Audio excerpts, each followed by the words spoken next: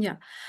Good evening, respected pediatricians and ENT consultants who have joined us today. I'm Surekha Kale, Marketing Manager at Microlabs.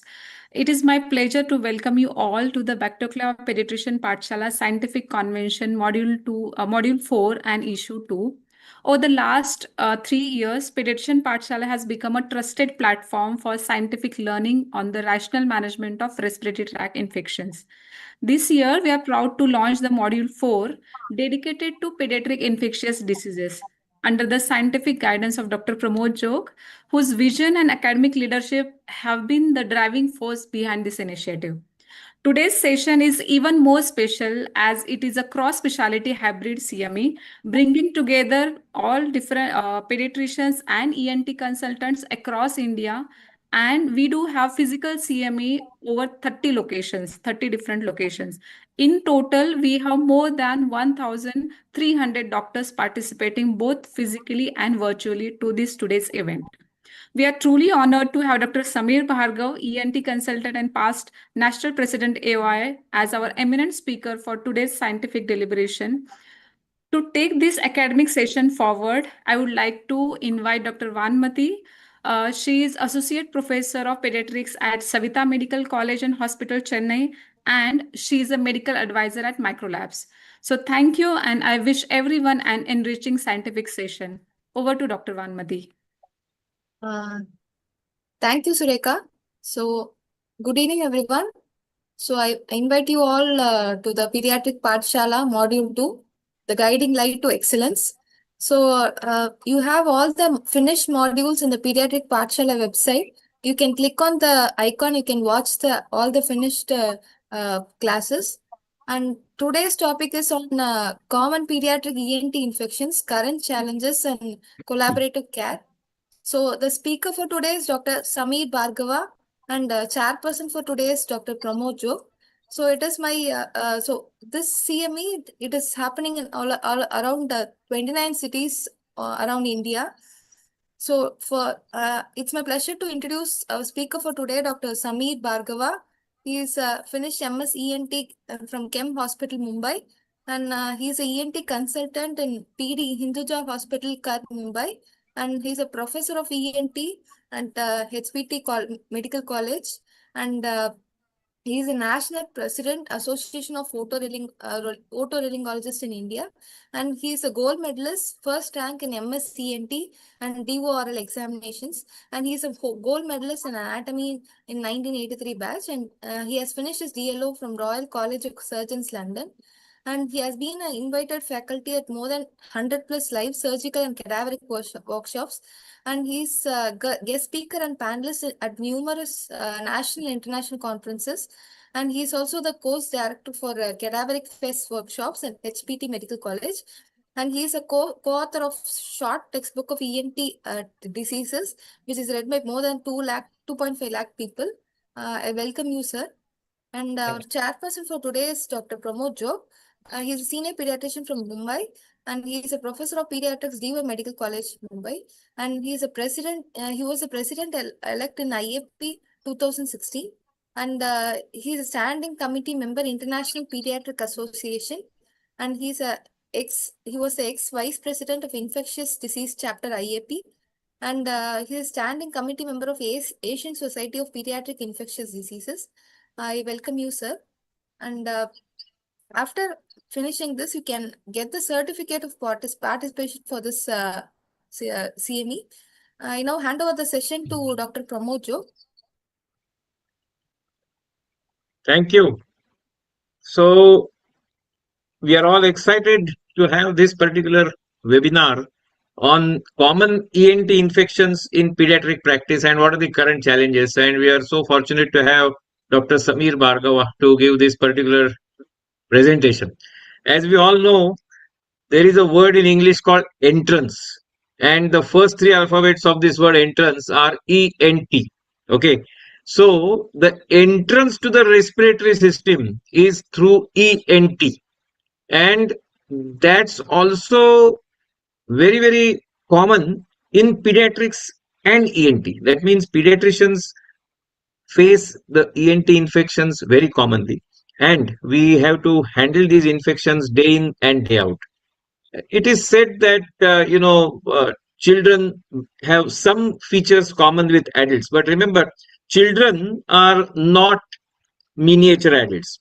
And that is particularly true when it comes to the ENT infections, because in children, simple cold can turn into otitis media, sinusitis, adenoiditis, and even deep neck space infections. So, as pediatricians, we see these cases in our OPD every single day, and deciding when to treat, when to investigate, and when to refer to the ENT surgeons makes all the difference. And to take us through this, we are privileged to have Dr. Samir, consultant ENT surgeon from Mumbai. uh, he has a vast experience in managing the pediatric ENT emergencies, recurrent infections, and surgical decision making in children. And today we will focus on practical takeaways, the red flags, the antibiotic choices, the role of steroids, and when to pick up the phone and call your ENT colleague. So, without further delay, I invite Dr. Samir Bhargava to take over. So, sir, the floor is yours. Thank you, Dr. Zog. Good evening, everybody. At the outset, I would like to not only thank Microlab, but also congratulate them on this wonderful initiative of the Pediatric Pathshala. And I'm, for the first time, part of this. And earlier, I thought that there are going to be only pediatricians on today's discussion. But I'm very happy to know that there are a large number of ENT surgeons as well. And I can see a few of my friends and colleagues who are the moderators for this session at the respective cities. So let us start with a topic which is close both to ENT as well as pediatrics. So can we have the full screen, please? Yeah. So as mentioned earlier, that the topic for today is common pediatric ENT infections and what are the current challenges and how do we go about a collaborative care. Next. So as mentioned by Dr. Zog, that a significant part of the pediatrician's practice is ENT infections, and so also with ENT. So almost, I would say 33% of our practice would be probably pediatric patients, and most of these at being the upper respiratory infections. So I will be restricting my talk to primarily upper respiratory infections because I think that the lower respiratory, the pediatricians would be better qualified or chest physicians to talk about that. Now, we must remember that these infections can range from very mild to sometimes even life-threatening. And it's very important to realize when and where the change and the transition is taking place from a mild to a more severe infection. We must also remember that not all infections need antibiotics. In fact, extreme irrationality is being used whenever antibiotics are prescribed, and a very large overuse of antibiotics tends to take place. And hence, we must have some antibiotic stewardship policies so that we use the correct molecule at the right time. What is important, because although Dr. Zog mentioned that that children are not miniature adults, but any infection can take a different shape very easily, and that is why it's important that we have the supportive care. And if we have a rational approach, we will get a good outcome.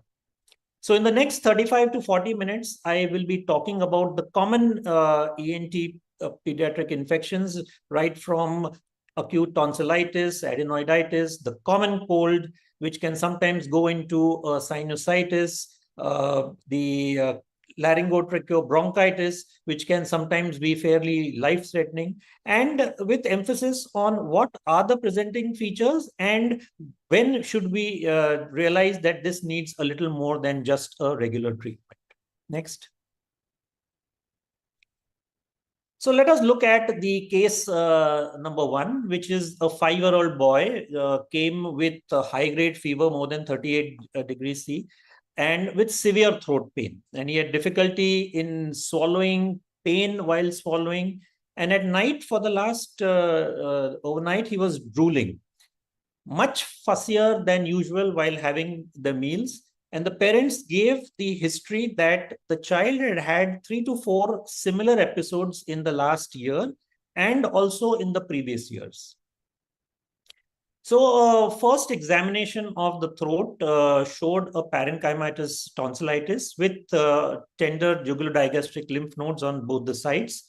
In view of the fact that this patient has had many episodes in the past year and the previous year as well, a throat swab was taken and a diagnosis of acute tonsillitis was made. Next. Now, whenever we talk of acute tonsillitis, although the first thing that most people start is an antibiotic, but we must remember that tonsillitis, tonsillopharyngitis can be viral and can be bacterial, of which viruses cause almost 70% of these infections. And if it's an older child, then you need to even keep in mind the Epstein-Barr virus.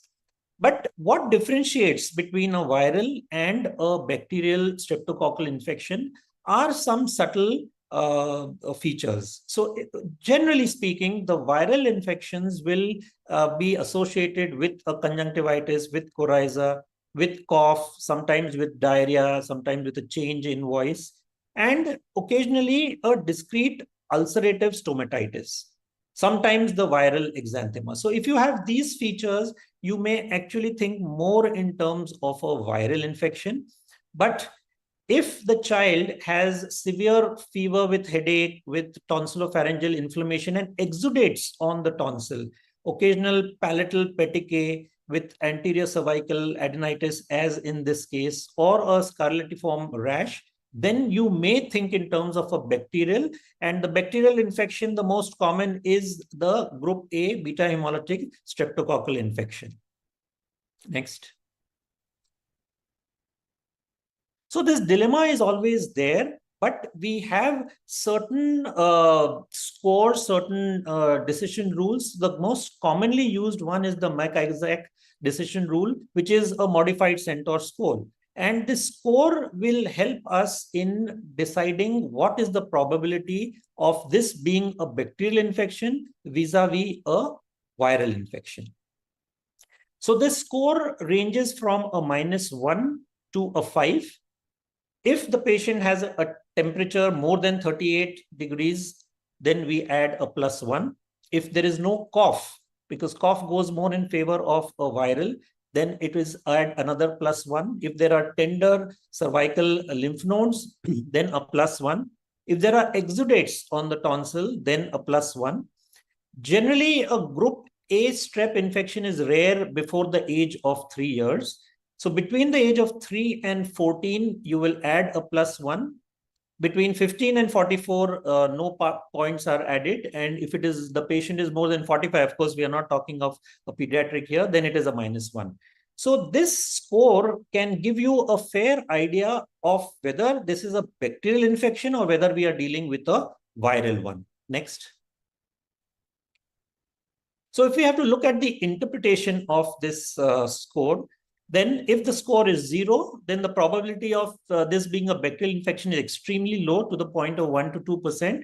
And here we do not need to do any swabs, any testing, or no antibiotic will be required. When the score is 1, which probability is about 5 to 10%, where you can still have a bacterial infection, again, no testing is required and no antibiotics required.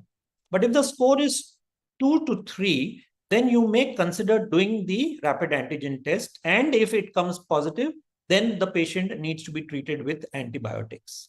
And if the score is 4 to 5, then in that case, it's a high probability that this will be a streptococcal pyogenes infection. And then even an empiric antibiotic can be started. Next. Now, we must be very judicious in our use of the antibiotics. Quite often, broad spectrum antibiotics are used. Of course, it's always better to be using the narrow spectrum antibiotic, because then the efficacy will be better. The chances of resistance will be much lesser. But yes, then for that, you have to wait for the 3 days for the culture reports to come before you can start those particular ones. So from the guidelines, we find that amoxicillin is one of the most effective medicines here, wherein the dose being, it's very important that the dosage is strictly adhered to, because in children, if the dosage is incorrect, then we can land up with other issues. So 40 milligram per kg per day, generally preferred is twice a day dosage for at least 7 to 10 days.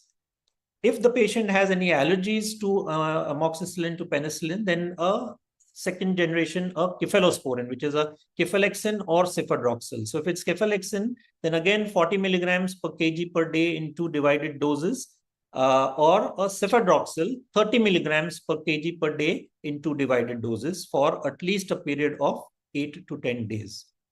If there is any allergy issues, then one can also opt for azithromycin, which is in the dosage of 12 milligram per kg once daily for 5 days. Next.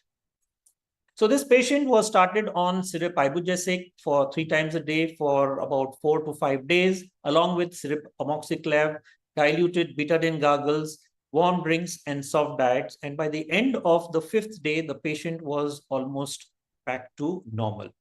Sometimes in the viral infections, just with analgesics and hydration, the patient can do quite well. But if we find that these patients are getting this infection, the acute tonsillitis bacterial at that very frequently, which means that if more than 5 to 7 episodes per year, or more than 5 infections in 2 consecutive years, or 3 infections in 3 consecutive years, this is the paradise criteria, then we may think in terms of a more definitive surgery to prevent these recurrent infections from happening, doing a tonsillectomy. The ways of doing tonsillectomy, of course, can be the traditional method or the more recent, the coablation method, which is more commonly used for the adenoid surgery. We will talk about that in detail a little later.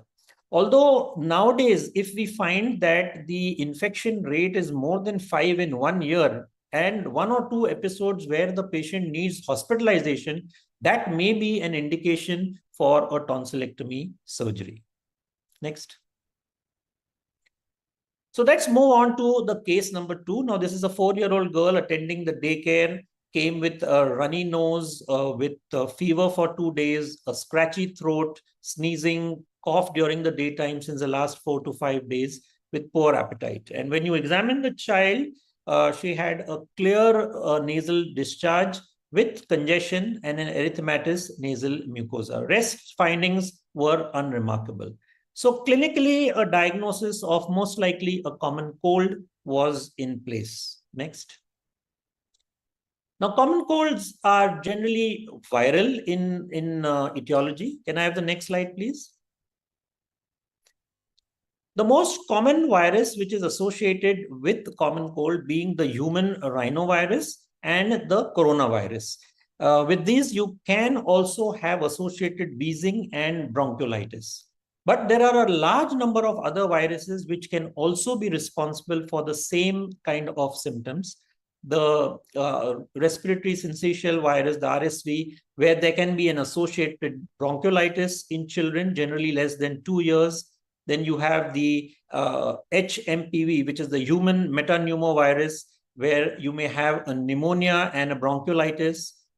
The influenza or the parainfluenza viruses, where you may have pneumonia, bronchiolitis, and laryngotracheobronchitis, popularly known as croup. The adenovirus, which can have an associated pharyngoconjunctival fever, and occasionally the enterovirus, of which the Coxsackie virus is the one that is most common, having other symptoms like a herpangina with these vesicles and blisters in the oral cavity. Next. Now, if we look at, this is called common cold because it is extremely common. And we find that at an average, almost 6 to 8 colds per year would be seen in a large number of children. And in some, it can be as high as 12 plus infections per year in about 10 to 15% of other children. This decreases significantly with age. So as an adult, you may come across maybe 2 or 3 maximum per year. Particularly in children who are going to the daycare facility, the out-of-home daycare, in the first year itself, there's almost a 50% increase in the incidence of colds. So this we must keep in mind. And although we always believe that this is the way their immunity is going to finally develop. Next. So the symptoms commonly seen are a scratchy throat, a nasal obstruction, a runny nose, clear watery discharge, cough in almost 2/3 of the children. The cold can be lasting for a week to 2 weeks. And in some patients, there will be fever with or without any other constitutional symptoms. Next. Now, what is important to note is that a change in color or a thickening of the secretions, in the consistency of the secretions, is quite common. But does this not always mean that this is heading towards a sinusitis or a bacterial superinfection? So we must keep in mind that we should not just straight away start these patients on the reflexive antibiotic therapy.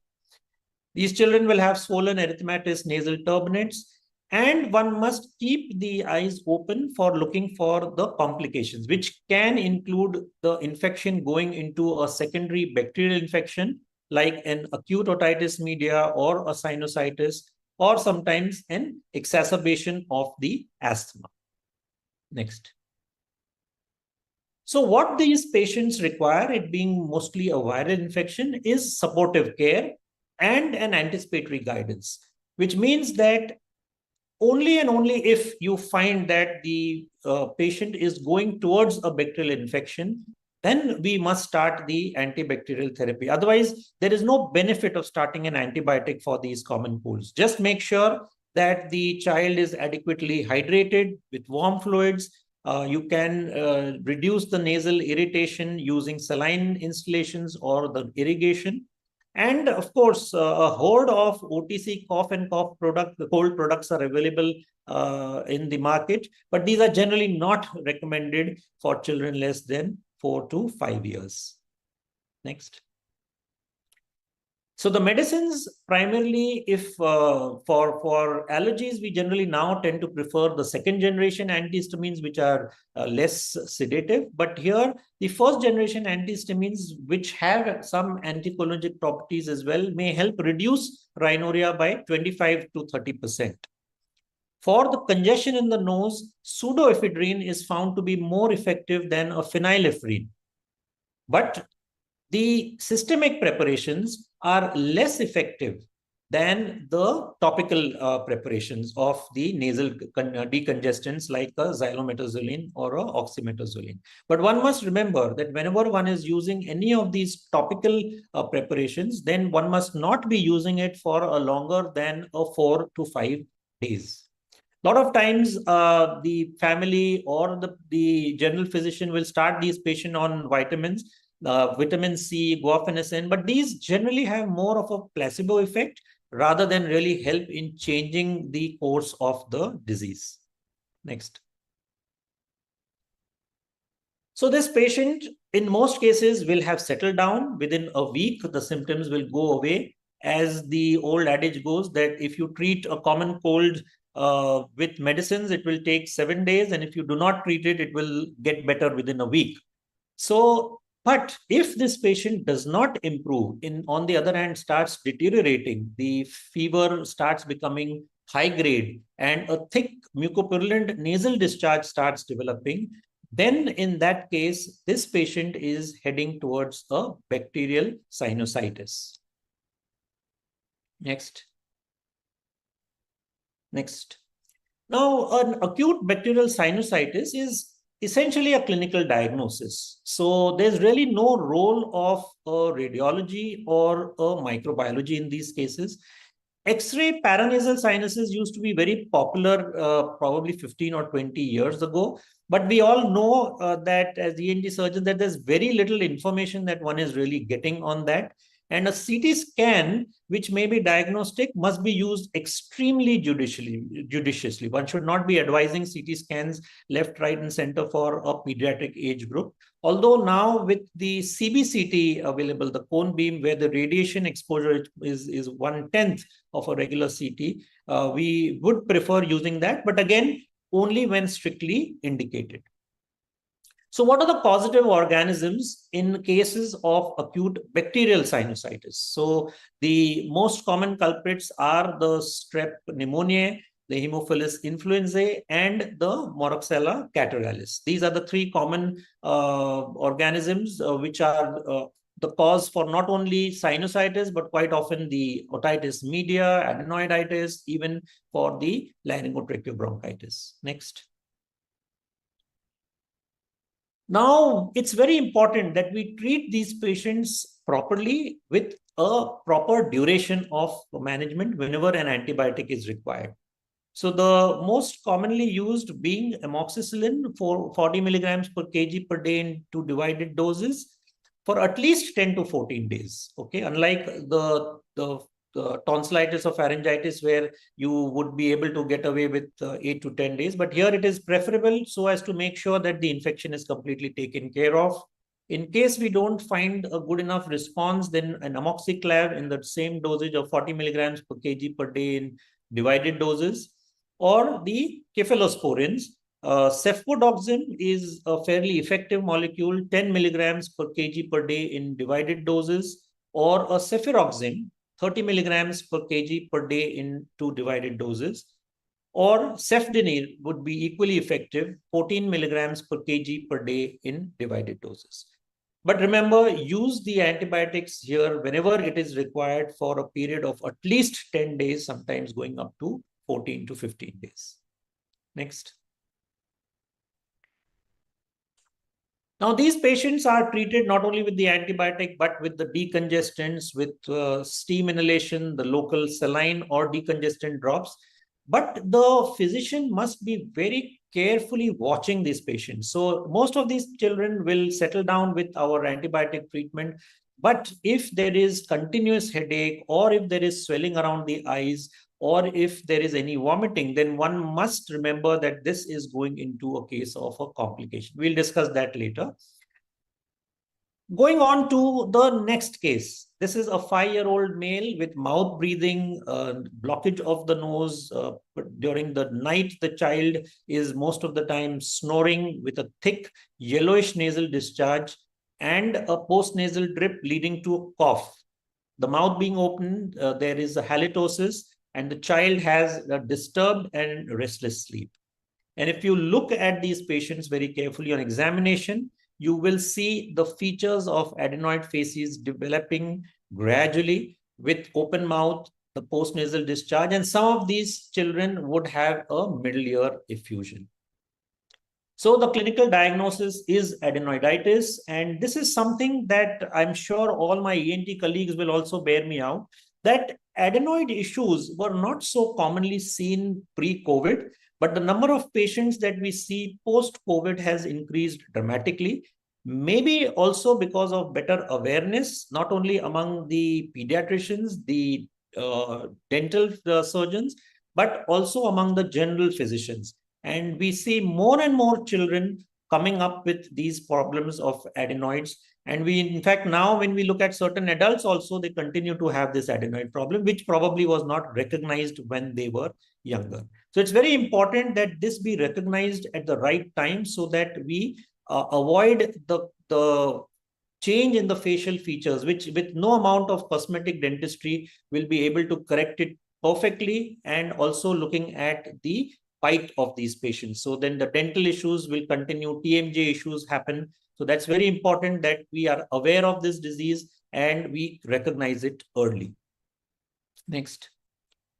So the diagnosis is most of the time clinical, and what we need to do is quite often just a plain simple lateral nasopharyngeal X-ray, which will give us an idea about the size of the adenoids. So adenoids come in 4 grades. A grade 1 where the size is so small, it is occupying less than 25% of the postnasal space. You can see over here in this lateral view, nasopharyngeal view, you can see this soft tissue shadow, which is blocking quite a bit of the airway. And you can see a very thin line over here.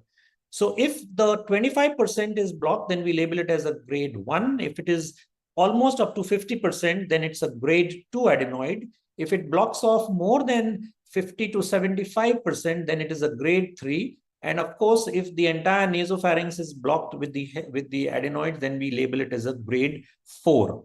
So grade 1 and grade 2 can be managed quite often conservatively, but a grade 3 and 4 are most likely going to need a surgical intervention.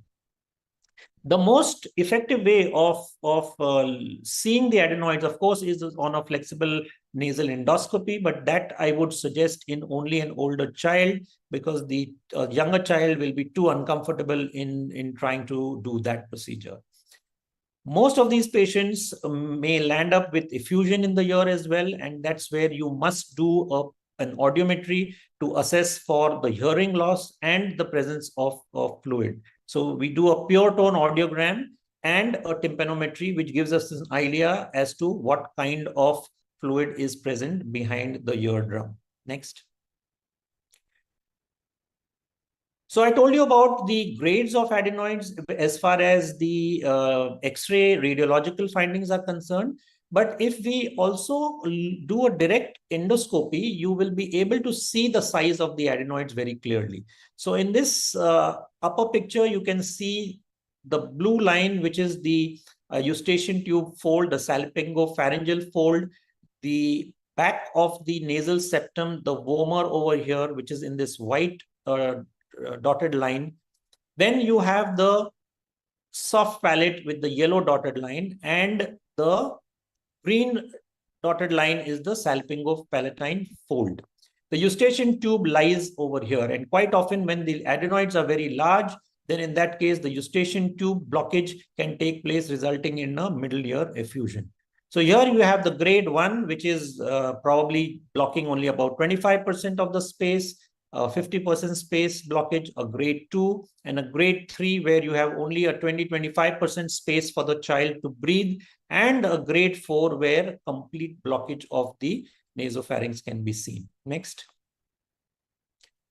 So the causes for this, again, viral, rhinovirus, adenovirus, the influenza, the same culprits, the RSV virus, the parainfluenza virus, and bacterial infection, the strep pneumonia, H. influenzae, and the Moraxella catarrhalis. Now, sometimes adenoids can also be enlarged due to allergies or occasionally reflux. And what is important to note that it's not just the size of the adenoid that is important, because nowadays we are seeing that there can be a bacterial biofilm in the adenoid tissue, which could be responsible for sinusitis as well as otitis media in some of these children. Next. So the treatment, if it is viral, most of them will improve in 7 to 10 days with the regular antipyretics if there is fever, adequate hydration, and the saline nasal sprays.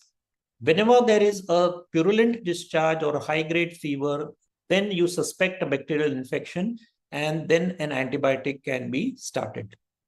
As I mentioned, that a large number of these adenoid patients will have some allergies, and the intranasal corticosteroids, whether it be a fluticasone furoate or a mometasone, can help in the ones that are grade 1 and grade 2.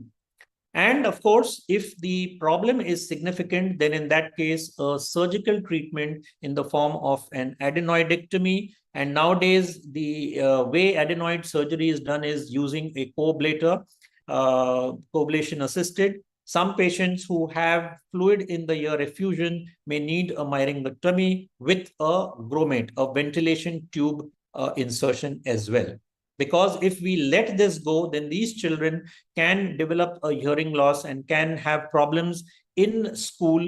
And because of not hearing well, their grades can start dropping. Next. Yeah, can you play this? So this is a very small video on how the coablation system works. So this is the adenoid tissue that is seen. There is the coablation wand which goes in. So basically it's a radio frequency in a saline field and creating a plasma field over here. And it is not only, so it's a controlled ablation that is taking place, hence a coablation.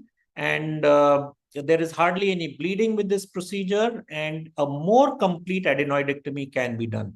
So in the earlier years where an ENT surgeon would not be confident of operating on a very small child, Today, if the child is extremely symptomatic, then even a 2.5-year-old can undergo a procedure because of the use of this particular coblation instrument. Next.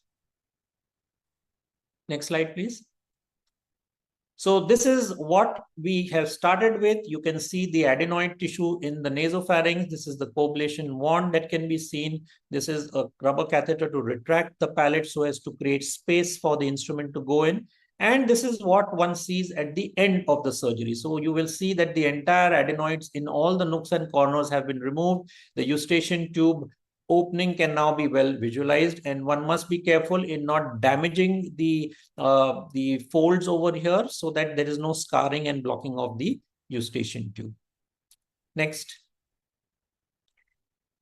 So we move on to our case number 5, and this patient is a 4-year-old child with upper respiratory tract infection, did not have any fever, but 2 days later had a severe ear pain in the middle of the night with fullness in the right ear.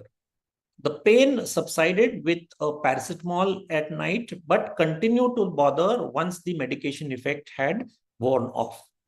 So if there was, if the external canal or the tragus was touched, then there was no pain, but the patient would complain of pain every time he would burp or cough.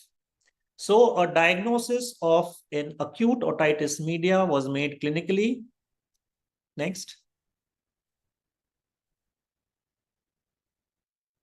Now, the offending organisms are almost the same. When you're suspecting a bacterial infection, then it's the strep pneumonia, H. influenzae, M. quaternalis, and the same viruses which are responsible for the other upper respiratory infections. Now, what is important to know is that what are the risk factors for a common cold to go to the ear, or adenoiditis going towards the leading to an acute otitis media. So age is very important. So the younger the child, the chances of this happening are higher because of the positioning of the eustachian tube.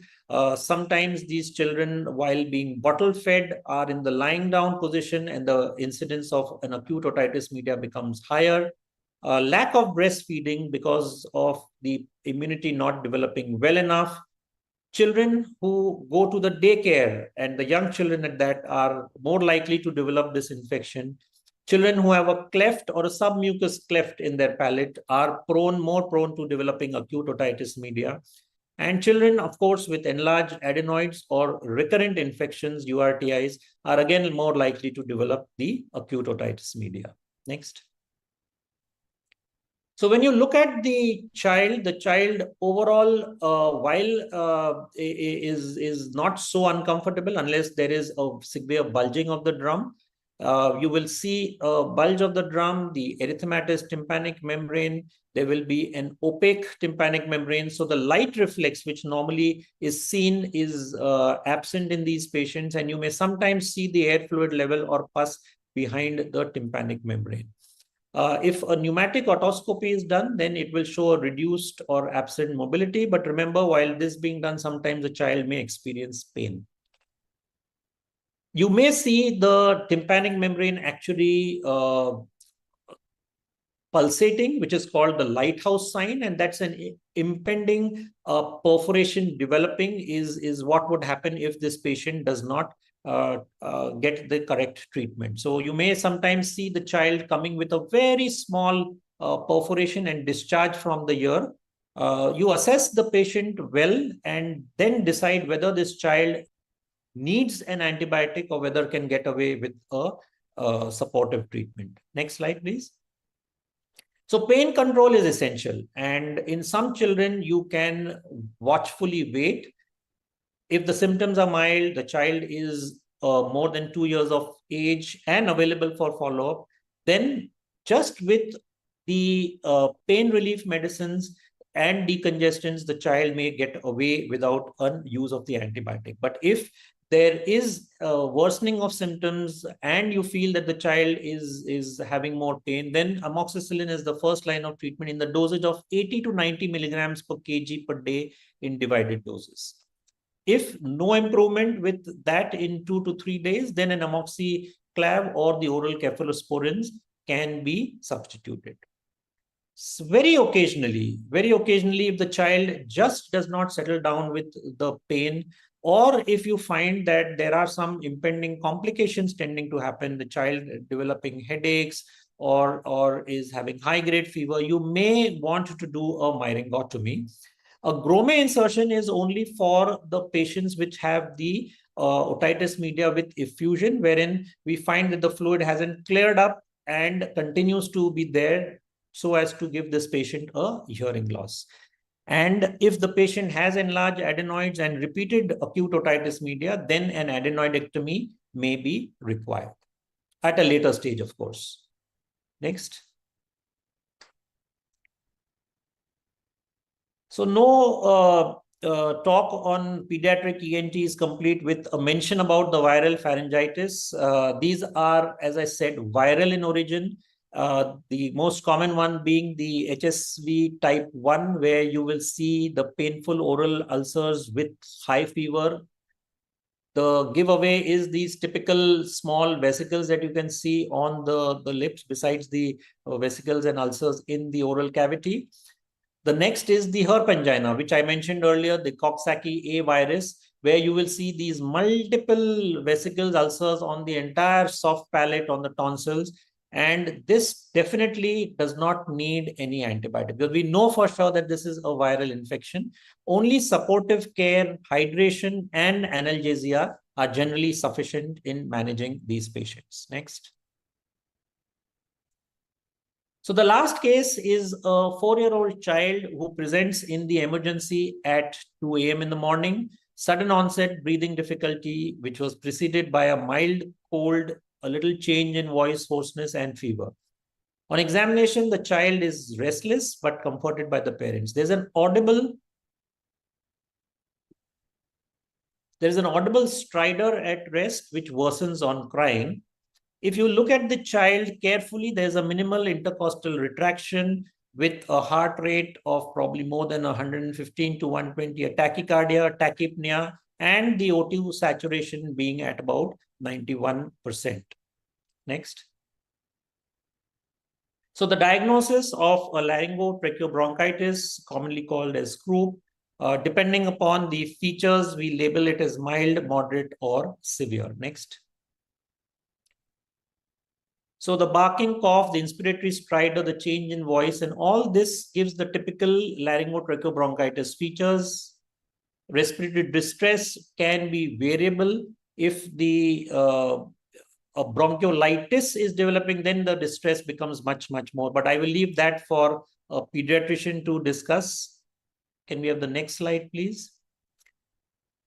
So the etiological factors, most of this being viral, the parainfluenza virus, the influenza A and B, the adenovirus, RSV, and the measles virus. And if we are looking at a bacterial infection, in the earlier days, we used to see diphtheria, in the mycoplasma pneumonia, and the S pneumonia. Next. So we grade them as mild, moderate, or severe, depending upon whether the stridor is absent, whether it's inspiratory, whether it is biphasic, whether there is chest retraction, mild or severe, whether there is a cyanosis or not, whether the heart rate is elevated or very high, is the respiratory rate, the tachypnea, very much, and if the child is alert, agitated, or in an altered state of sensorium. Next. So croup is a clinical diagnosis. So we really don't need a routine X-ray, but if we find that there is worsening of the symptoms or not responding to the routine treatment, then we need to rule out whether there is an epiglottitis, a foreign body, or an abscess. So if it's a routine croup, then you can see the steeple sign, which can be this steeple sign, which you can see beaking kind of a thing over here.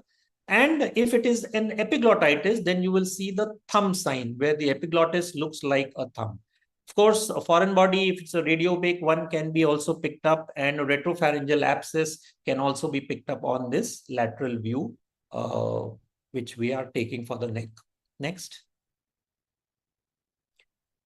The treatment, position of comfort, sit the child upright, observe for about a few hours in the emergency room, look at the monitor the saturation.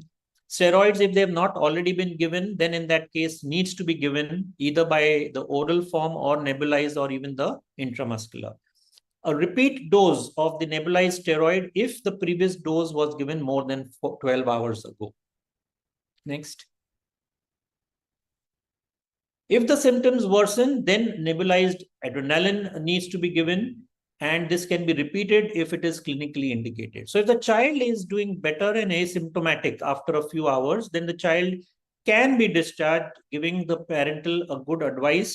Tell them that if there is any worsening of symptoms or the warning signs for representation, and then the child can go home. This is in the mild variety. Next.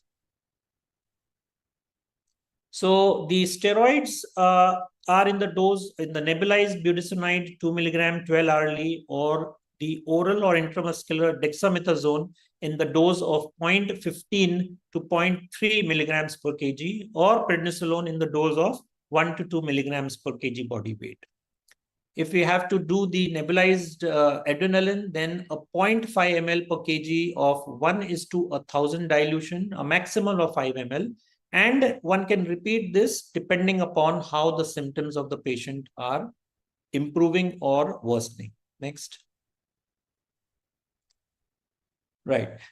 So whenever we are dealing with the group, it's very important that the pediatrician also be with the ENT surgeon. A lot of these patients will actually present to the pediatrician or to a general physician rather than just come directly to the ENT. But that's where the role of a collaborative care comes in. So what are the challenges whenever we are talking in terms of these pediatric ENT infections? The most important thing I would like to highlight is the antimicrobial resistance. And most of the time, these infections are viral in origin, and an overuse of antibiotic is what is leading to a antimicrobial resistance. Secondly, is the diagnostic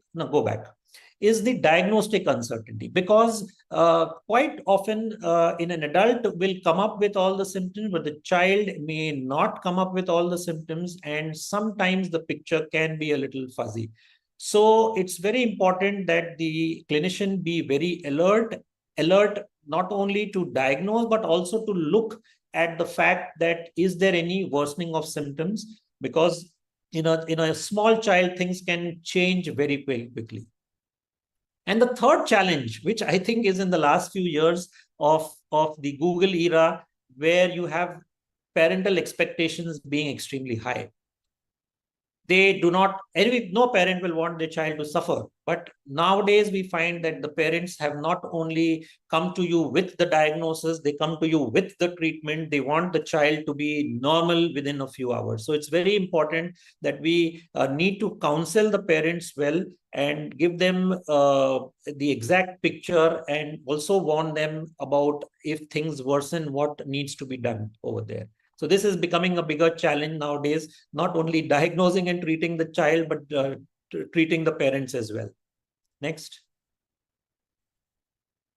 So a very systematic approach to using the optimum antibiotic by prescribing the right antibiotic only and only when it is necessary. Not only the right antibiotic, but also in the right dose, by the right route, and for the right duration.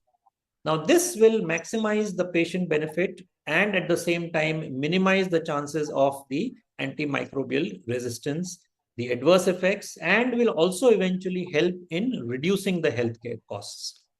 So we must avoid antibiotics for viral illnesses unless we find that they are heading towards a bacterial issue there. Use the narrow spectrum antibiotics, but that, as I mentioned earlier, will ensure that we have the correct antibiotic, but we will come to know only after doing swabs. Try and follow the local guidelines wherever possible so that a proper treatment is instituted for these patients. Next. Hydration and nutrition. This is very important for all these patients. Most of these will be coming with pain, and the pain and fever management is something that we must institute very well. and educate the parents not only about the current infection, but also how to tackle the next infections, how to maintain good hygiene so that the child does not land up with this problem time and again. Next. Now, vaccination is again a topic which the pediatricians would definitely delve into deeper. But we know for sure that if we want to reduce the chances of infection and make them less severe, then the influenza vaccine taken every year in select patients and the pneumococcal vaccine is something that helps to reduce the chances of this infections happening in the children. Hand hygiene and smoke avoidance, of course, is something that is very important because prevention is better than cure, we all know. And by just basic hygiene, you may be able to reduce the chances of infections. Next. The red flags, as Dr. Zog mentioned, respiratory distress, child going into stridor, having difficulty in breathing, tachypnea, dehydration, suspected complications, as I mentioned, if there's an acute bacterial sinusitis, if the child is developing eyelid swelling, orbital swelling, headaches, going into preseptal cellulitis, orbital cellulitis, abscess, you must be very careful about that. If the child who has a ear infection is having a lot of vertigo or is having some excess hearing loss or vomiting, again, think in terms of the spread of infection to the intracranial structures. Tonsillitis with severe pain only on one side may be heading for a peritonsillitis, a quinsy. So look at that also. So all these need to be looked at very, very carefully. And within a period of hours to less than a day, things can go from bad to worse. Next. Remember that whenever there are very recurrent infections, severe infections, or if the airway is getting compromised, or you think that there is a complication developing, that's where you may need to refer the child for a specialist care, whether it be a senior pediatrician at that or an ENT surgeon, depending upon how the issues are panning out. So that's very important, that when to treat, how to treat, and when to refer. Next.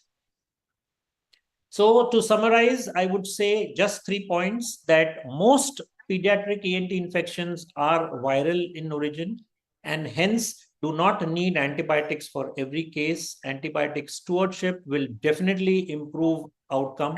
And what we must remember is that the supportive care for not only child but the parent as well is fundamental in our treatment. Thank you. So, thank you, Dr. Samir, for this excellent presentation. Before we proceed for some comments and questions from the delegates, I would request all those who are attending this particular webinar to suggest the topics for future meetings related to this pediatricians Pathshala, so that we will try and cover these topics in our forthcoming programs. The talk has been quite elaborate, and I must say that Dr. Samir has covered all the topics, including tonsillopharyngitis, rhinosinusitis, adenoiditis, acute otitis media. He has also clarified that almost 70% of tonsillopharyngitis is viral and 30% remaining ones are related to group A beta hemolytic streptococcus. As we all know, rhinosinusitis and otitis media are predominantly bacterial and antibiotics are required. Remember, whenever there is a change in voice, in general, it's a viral illness, and that's why usually we are less worried, because then we understand that antibiotics may not be required. There is a question from one of the delegates who wants to know the exact place of amoxicillin with clavulanic acid in the ENT infections, particularly in pediatric practice. So, Dr. Bhargava, will you like to just tell a few indications where amoxicillin is required with clavulanic acid? Yeah, so if you look at our guidelines across the board, almost all would mention that you must start with amoxicillin. But we see that in our country, most of the time, ENT surgeons at that are using, because whenever you feel that the infection is a little more severe and it is a bacterial infection, that's where you want to rely on the clavulanic acid part as well. So that is why a lot of times we are using amoxiclav as our first line of treatment. What is your opinion Right. on that, Dr. Zo? Right. What you say is perfect. I will just add that in case of otitis media, many times the infections become recurrent or sometimes they are resistant, and these are the cases where we may require amoxiclav. Some cases of sinusitis, which come with a very severe form, like as all of us are aware, sinusitis could be, acute, and in the acute sinusitis variety, either the organisms like pneumococcus and H. influenzae, it's very difficult to differentiate. And as you mentioned in the complications, it is better that in children we take adequate precautions. And some of these cases we do require amoxicillin with clavulanic acid. And there are indications in tonsillopharyngitis where a child who has been treated with amoxicillin in the last 1 or 2 months comes again, then many times we have to use amoxicillin with clavulanic acid. So there are lot many reports saying that high dose of amoxicillin is required, in the dose of 80 to 90 mg per kg for certain infections like recurrent and resistant otitis media. Uh, some of our colleagues have put their comments in the chat box, and then Dr. Karunesh uh, has commented that we see cases of adenoids popping into nasal cavity can be labeled as grade 4. And anyway, so in case if there are any other questions from the delegates, we would definitely like to take them up. Uh, there are quite a few who have congratulated Dr. Samir for this presentation. Dr. Major Prasanna, he has congratulated you for a lucid presentation. Dr. Amitabh Kumar Jha wants to say that the adenoid problem has increased post-COVID. I'm sure you have already elaborated that. Dr. Karunesh wants to know the role of cefaclor in acute suppurative otitis media. If I may just say that cefaclor is an antibiotic used by some pediatricians, but the middle ear concentrations of this antibiotic are not that great, and that's why amoxicillin or amoxiclav remains the drug of choice. Most guidelines do mention the role Yeah, of amoxicillin and amoxiclav. right, right. Right. Dr. Sujata Gawai from Panvel wants to know as to when one decides to go for adenoidectomy and how long do you give conservative management. So, what are your comments, Dr. Bhargav? Yeah, so as I mentioned that if it is a grade 1 and a 2, that's going to go for a conservative line of treatment. But a grade 3, you may want to wait for a little time with the intranasal corticosteroids as well. But I would probably wait for about 6 months, because we also know that if we wait much longer, then the issue of the adenoid facies, which is almost a permanent change in the skeletal structure of the child, will take place. So sometimes you may wait for 3 or 4 years and the adenoids may have gone away, but then they may have already caused all the other problems. So you've traded one problem for another. And if at all the patient needs an adenoidectomy, it's a relatively simpler surgery with very good results, vis-a-vis then later on landing up with all kinds of orthodontic treatment, which are not only from cosmetic but also from the bite point of view. Right. Dr. Then, Samir, am I audible? yes, yes. Yeah, so Yep. a couple of questions. Since it's a hybrid CME and a lot of pediatricians are present, so I'd like to ask a very relevant question. Like you presented your case one, where the child had 3, 4 episodes of tonsillitis, acute tonsillitis, and he presented again. And at what point does a pediatrician should know this child is having acute tonsillitis, should need surgery or should undergo tonsillectomy? Because nowadays the indications of tonsillectomy for infective thing are decreasing. So what in your practice is the guideline when you decide that now this child needs to go on tonsillectomy for recurrent tonsillitis? So that is question number one, sir.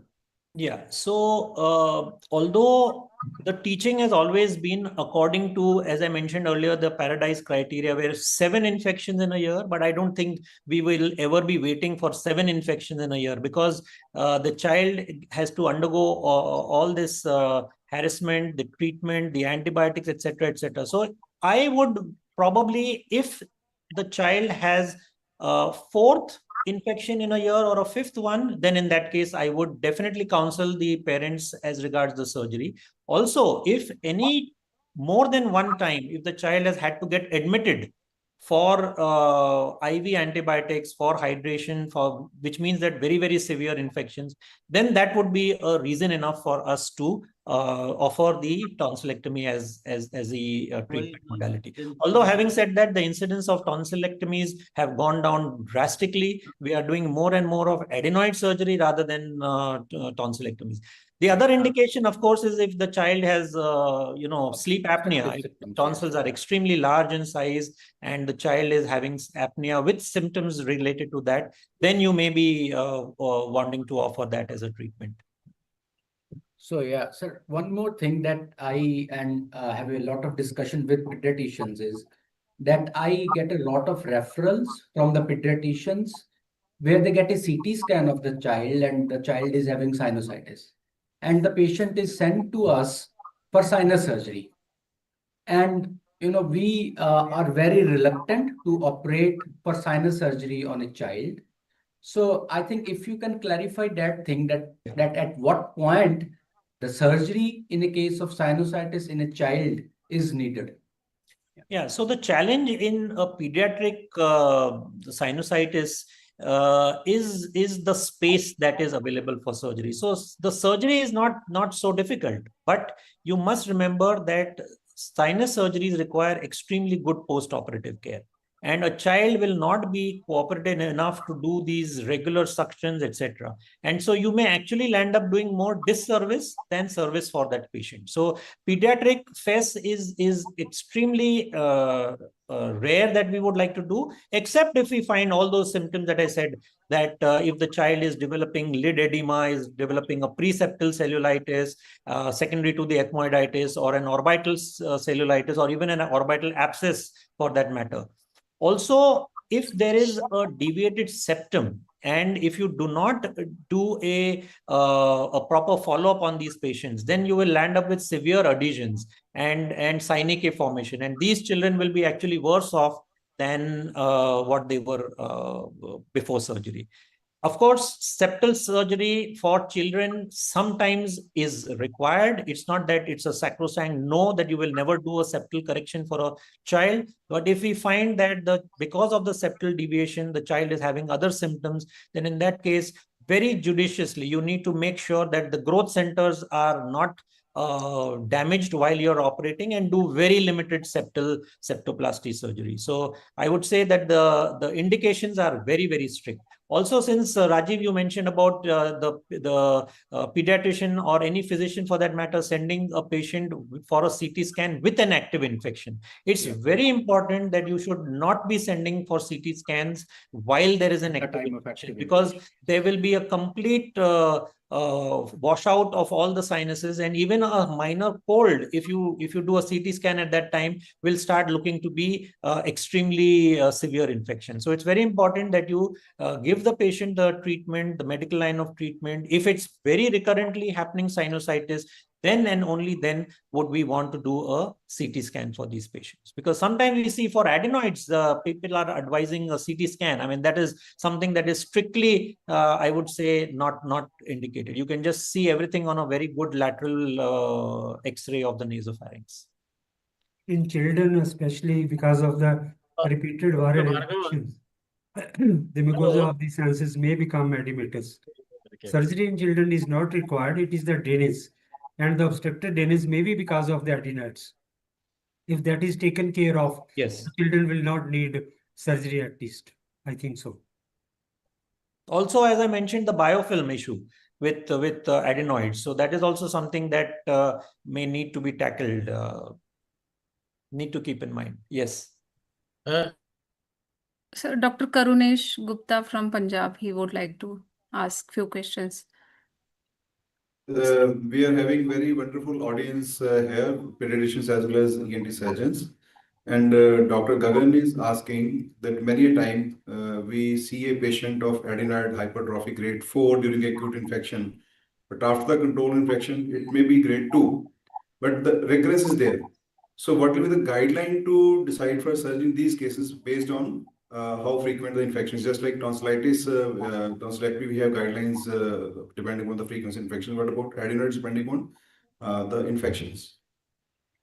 Yeah, so if the grade 2 generally will not be very, very symptomatic. So again, in an acute infection, you are not going to do anything decision making on the basis of that. So there is no role of like a hot tonsillectomy or hot adenoidectomy completely. So you have to wait for the infection. Sometimes you find that once the inflammation is settled down, these grade 4 have become a grade 2. And these are the patients where I will treat them conservatively.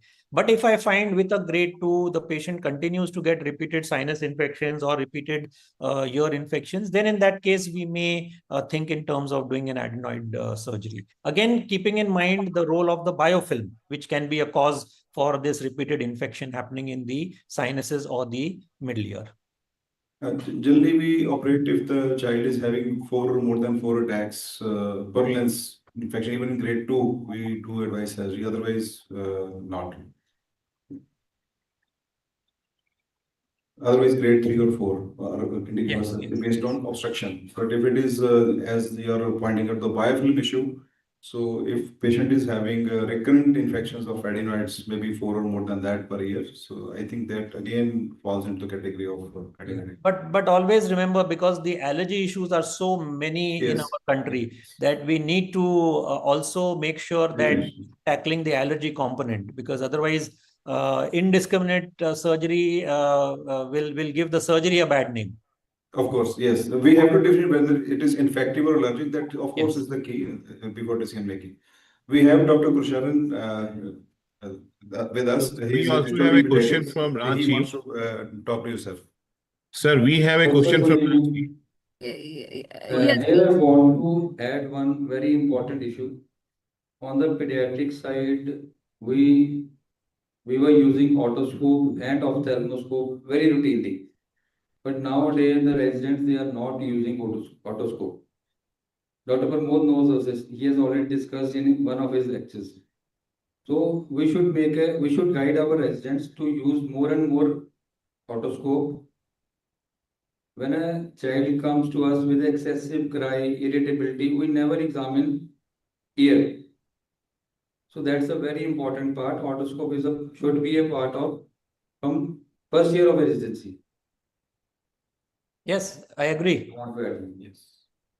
Because headlight examination is probably a thing of the past. So even ENT surgeons are going to be using their otoscope. About the pediatric residency program. Yes, I understand. I understand. But I'm saying even for nowadays, you will find that a lot of doctors, a lot of ENT surgeons will be using their endoscopes, which can give a far better view. But yes, I completely agree that a pediatric first-year resident should also be trained in looking at the tympanic membrane with the otoscope.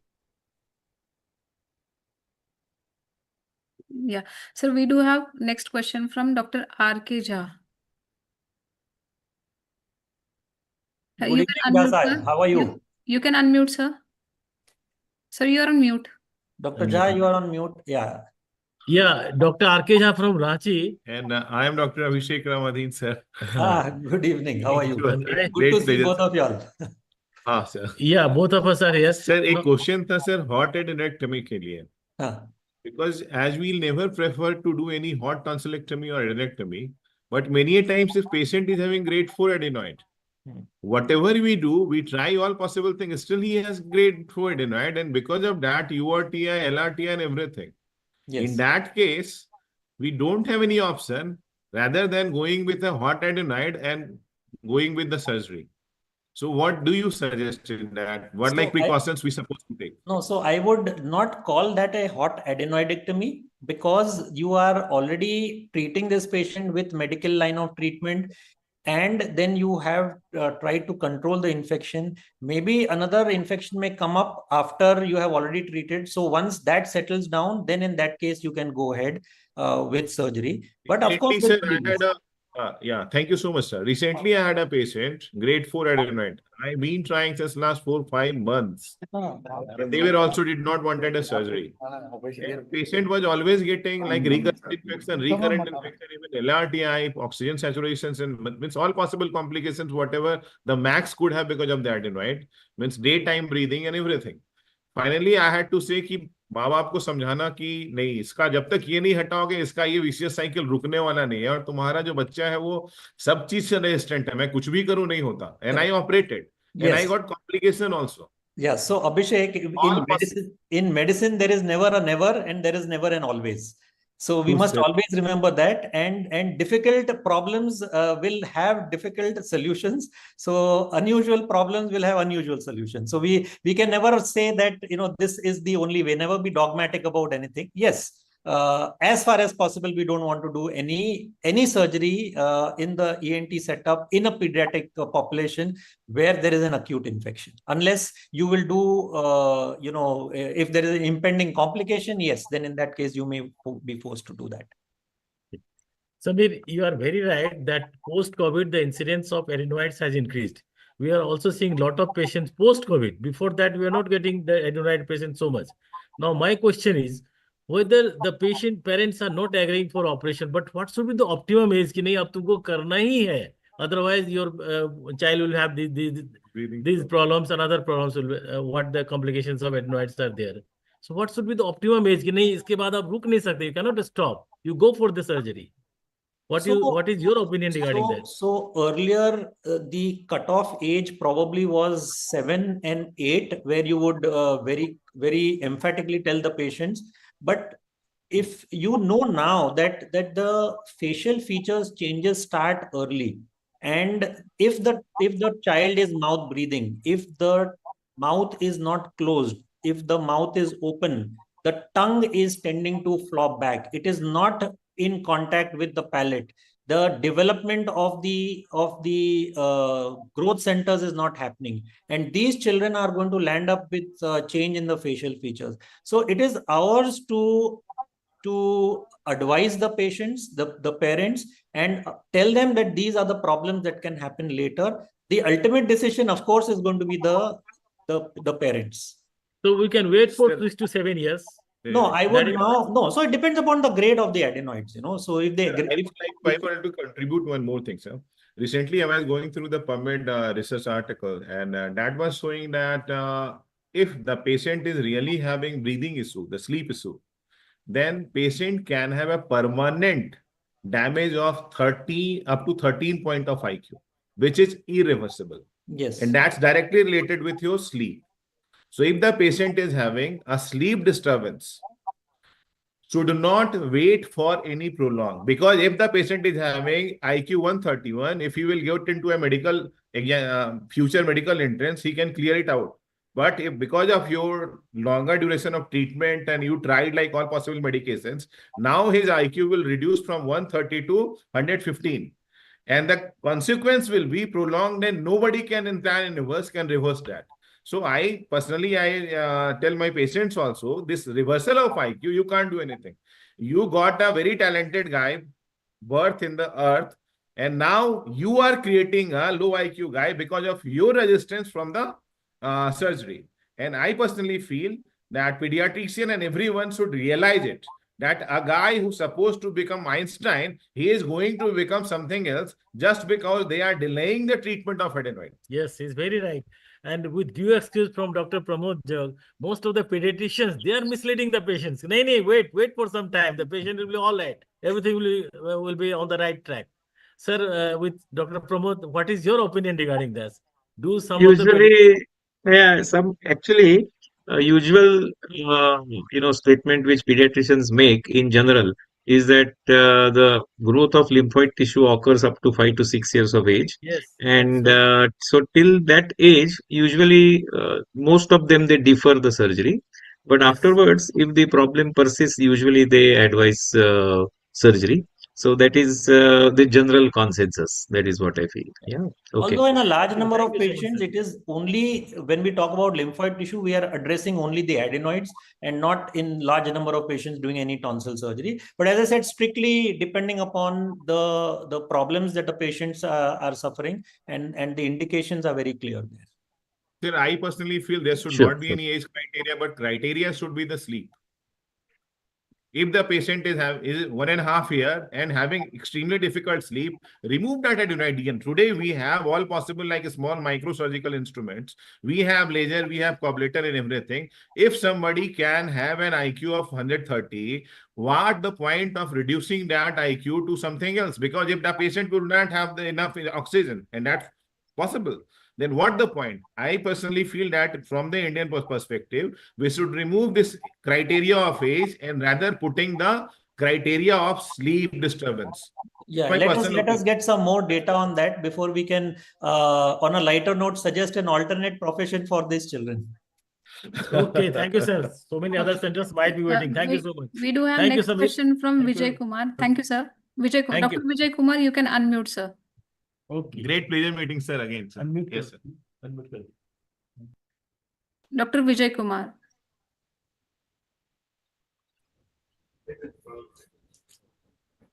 I think today's questions are all being addressed for adenoid issues only, looks like. There is a question from Chennai. There is a question from Chennai, ma'am, please. Sir, good evening, sir. Sir, if adenidectomy is done in very young children, is there any regrowth of adenoid tissue and reappearing that obstructive phenomenon? See, as I mentioned in my talk earlier, that with the coblation, we are able to get into all the nooks and corners, and we are able to do a far more complete removal of all the lymphoid tissue. So the chances of recurrence have greatly reduced. And to the extent that the youngest patient that I have operated has been 2 years and 3 months. I'm sure there are some colleagues of mine who have operated on children who are even less than 2. And these children do very well just because we are able to do a safe, almost bloodless procedure. So when the visualization is good, then the chances of disease clearance is obviously going to be very good. So that is why we are more confident today of doing the surgery. And maybe 15 years ago, if a parent came and asked me to operate on a 3-year-old child, I would have told that the parents that no, I'm not doing this surgery because with the curettage method, I'm going to probably do an incomplete wound. But with the coblation, yeah, we are more confident. Thank you, sir. Sir, Dr. Prasanna from Chennai. Very nice presentation, a very lucid presentation. So thank you very much for the lucid presentation. I head the department of ENT and in Ramchandra Medical College in Chennai. Just a few questions from our side. One is, how long do you use intranasal steroids in grade 3 adenoids? How long do you want to persist using intranasal steroids? And which one is your choice? And how do you explain to the patient's attender on how to administer this intranasal steroids? Yeah, so my protocol is at least 3 months. If there is a significant difference, then maybe up to 6 months. But if it is beyond that, no, I tell the patients that no, this is not showing any great difference and we will need to head for surgery. Going for which of the two molecules I prefer. So we know that now for any child above the age of 2 years, both mometasone as well as fluticasone are safe. Earlier, there used to be, so most pediatricians continue to use mometasone because a few years ago, it was believed that mometasone for a 2-year-old is safe, whereas for fluticasone, 6 years is the limit, which then came down to 3 years. But personally, I prefer using fluticasone furoate as the molecule. Thank you, sir. Just to add a few points about this coablator adenoidectomy in children, yeah, it is very safe. But I have seen a few cases where there is nasopharyngeal adhesions which are formed, and it's very difficult. People have operated, very badly on these patients, and a very bad case form in the nasopharynx. Yeah. Have you seen such cases, sir? No, fortunately, with coablation, if it is, see, ultimately, any instrument, if it is not used properly, will lead to problems and complications. So there is a judicious use of every instrument because there are adhesions possible. But very frankly, now it's not a new instrument any longer. I mean, we've been using it for last 12, 13 years. And even our juniors are fairly well trained in using this. So the incidence of a nasopharyngeal, not adhesion, but a kind of a stenosis developing, I have not really seen any of the patients. But yes, theoretically it is possible. If you do not use an instrument properly and create raw areas so badly that there will be adhesions. I have seen 3 cases so far, operated outside. They came with nasopharyngeal stenosis because of abuse of coagulation. Yeah. No, so again, the saying goes that one swallow doesn't make a summer. So that is why, yes, if not used properly, any instrument can cause, because ultimately it is the hand behind the tool. Yeah, there's a saying, the most important. There's a saying, no? Yeah, No matter what we the don't do tool, no matter what the tool, a fool remains a fool. The more powerful the tool, the more powerful is the fool.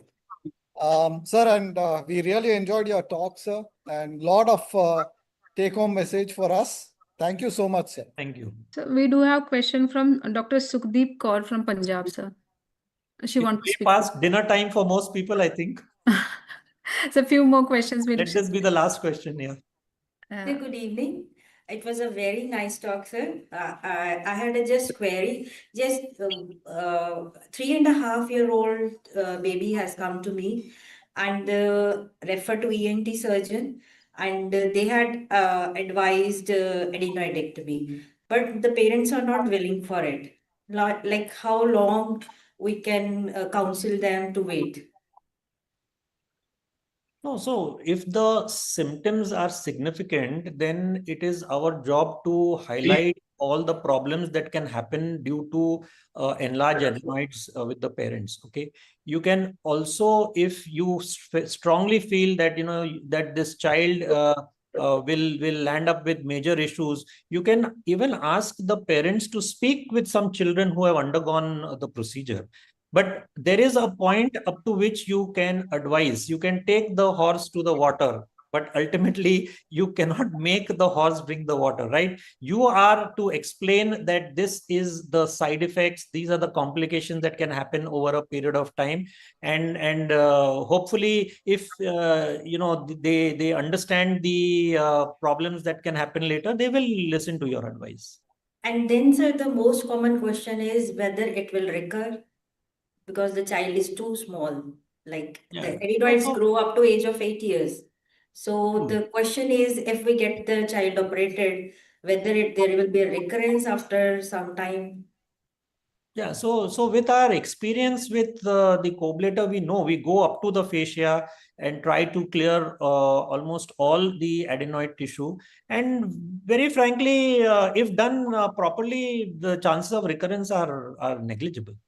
So we can counsel that there are chance. negligible recurrences. Yes, you can. If you are confident about your surgical capabilities, you will be able to convince that parent about that. Okay, thank you, sir. Thank you so much. So just last, doctor want to speak to you. Dr. Anand Acharya. This would be the last question, sir. Yes, Dr. Anand, how are you? Good evening, fine. Good evening. Thank you very much. Good evening. I just want to get the principle of adenoidectomy clear. What we have been told is the growth hormone is released when the child sleeps. So sleep, I believe, is a very important aspect in a child's growth. So whenever the sleep is disturbed, it is bounden duty on us to see that the child sleeps properly. So adenoidectomy is also a very good indication so that the what we observe after adenoidectomy is the weight and the general health tends to increase. So I want the pediatrician's opinion on this part. Yes, yes, I agree with what you say. Sleep is extremely important, not only for the growth, but also the concentration in the studies and overall development of the child. So there are definite guidelines, as Dr. Bhargava also mentioned in his talk, related to the indications of adenoidectomy. And usually, as I said, apart from the fact that up to the age of 5 or 6 years, the lymphoid tissue is growing, we wait till that. But later on, we do not take the decision about adenectomy on our own. We usually do it in conjunction with the ENT surgeons only. So even if the patients or the parents, they come to us and ask, sir, what do we do? Whether we should go ahead with adenoidectomy or tonsillectomy, we usually give the prime importance to the ENT surgeon's opinion beyond 5 to 6 years. But up to 5 to 6 years, majority of the pediatricians who are in practice, they would usually refrain from surgery because they feel that it is the growth of the lymphoid tissue which occurs at 5 to 6 years. So that a particular concept still prevails, and I really am not aware whether this concept has changed, but I don't think it has changed. It continues to be the same till 5 to 6 years. Later on, it could be the decision of the ENT surgeons. So, yeah. So I would just like to add So I think it's a short statement. So Dr. Zog, all the patients below the age of 3 years, which I have operated for adenoidectomy, have been all the patients whose parents have literally forced me to operate, in the sense that the child is just not able to sleep and has such recurrent infections. So we suggest it to them, but they are the ones who come back and tell us that, doctor, we cannot see our child in this position. So almost all of them are the ones that have literally demanded that we operate. I agree, Dr. Samir. It exactly is the case. The children we operate maybe 2 to 3 years of age, mostly it is demanded by the parents that the child is suffering terribly. Please do something. It is always demanded by the patient, and they are definitely helped a lot. Yeah. Right. I think this is an area now, after listening to the discussion, probably this needs better research or, a deep dive into this area, because I don't think even the pediatric colleagues have given a thought to this, because usually, there are a few points about which, they are aware about the lymphoid growth, but you have a better experience and also more interaction with the parents. So I think maybe with your Otolaryngorhinology Society, along with the Indian Academy of Pediatrics, there could be some joint advisory board meeting or discussion with some, reports or some clinical evidence, which can go a long way in giving a a joint consensus opinion. Because if you give individual consensus, maybe it's different. But Yes. then if it is done together, I think it will go a long way in solving this particular issue. That is what I think. Anyway, I think we have answered a lot, and I think today's pediatricians Pathshala has become adenoid Pathshala. And I think what we have learned from Dr. Bhargava is excellent. He has told us all the early recognition of the danger signs, rational antibiotic use. He has told us that not every URI needs antibiotics, but we must not miss acute otitis media or sinusitis, where treatment for 14 days is important. And he has also highlighted the importance of teamwork, like pediatricians as the first contact and ENT as our partner for complications and recurrent cases. So I'm sure we will all go back to our clinics with better confidence in managing these common but tricky infections. And on behalf of all the participants, and personally, I thank Dr. Bhargava for sharing your time and expertise with us today. And I hand over the proceedings to Dr. Vanamati and Dr. Surekha. Thank you. Yeah.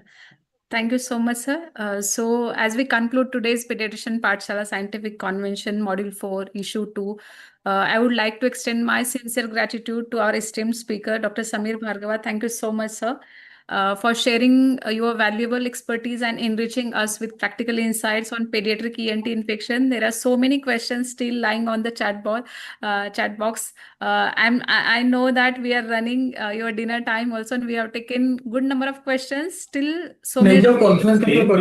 I have few more questions. I'm sure we'll try to give the solutions to all the doctors, whatever questions they have asked here. Our heartfelt thanks to our scientific coordinator, Dr. Pramod Jog, for your visionary leadership and continuous guidance in making Pediatrician Pathshala a successful academic platform for all the pediatricians. And now we are moving to the cross specialty, like for ENTs as well. A special thank you to Dr. Vanmati. And we sincerely thank all the pediatricians and ENT consultant who joined us today, both physically as well as on online platform. So before we conclude, kindly remember to download your participation certificate from the Back to Club Pediatrician Pathshala platform, which is signed by Dr. Samir Bhargava and Dr. Pramod Jog. And thank you once again, everyone, for your participation. We look forward for meeting you all in our next Pediatrician Pathshala session. Have a wonderful evening. Thank you so much, everyone. Thank you. Thank you. Okay. Thank you. Good night. Good night. Good night. Bye.